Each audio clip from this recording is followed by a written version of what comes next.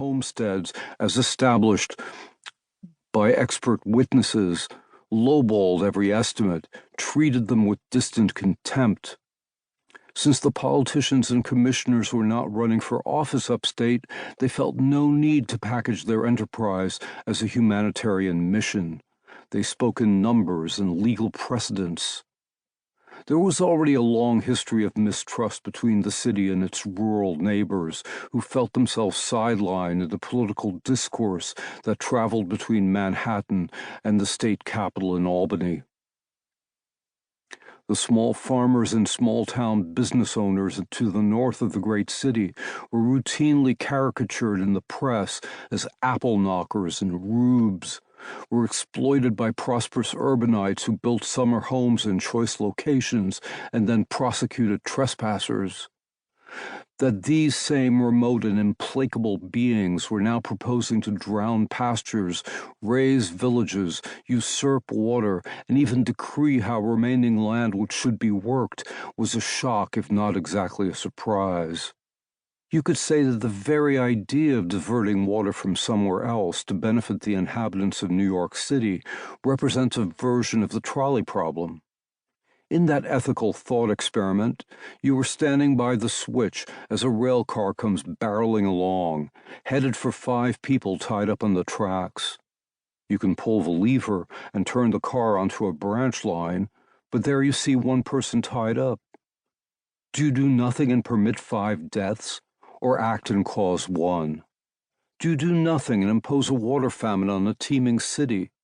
Or do you pull the lever and shift the onus onto much more sparsely populated rural areas? There is no satisfactory solution to this dilemma, and New York City had no real choice. Throughout the 19th century, as multiple plans were suggested for bringing in water, those that avoided imposing on the countryside tended to lie on the farther shore of practicality.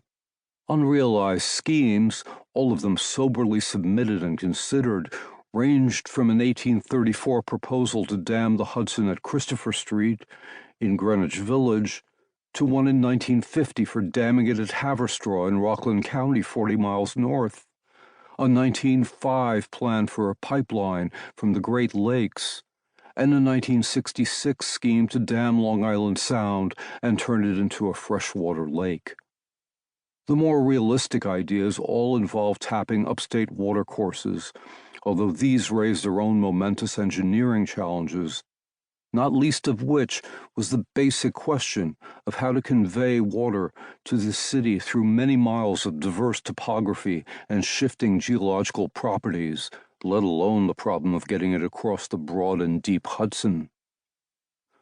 The system that was eventually built comprises 6 great reservoirs: Ashokan, Gilboa, Rondout, Neversink, Papacton, and Cannonsville, that were put in place between 1907 and 1967 in the Catskill, Delaware watershed on the west side of the Hudson. They, along with the older and much smaller Croton system of reservoirs on the east side of the river, not all of which still operate, continue collectively to supply the city with more than 1.1 billion gallons of fresh water every day. The reservoir system has been a great success, even if it required frequent expansion over many years. A half-century after its completion, contingency schemes are still intermittently discussed. But aside from the occasional year of drought, no real crisis has appeared to make the New York City Department of Environmental Protection consider immediate plans for expansion beyond the 19 reservoirs in its system.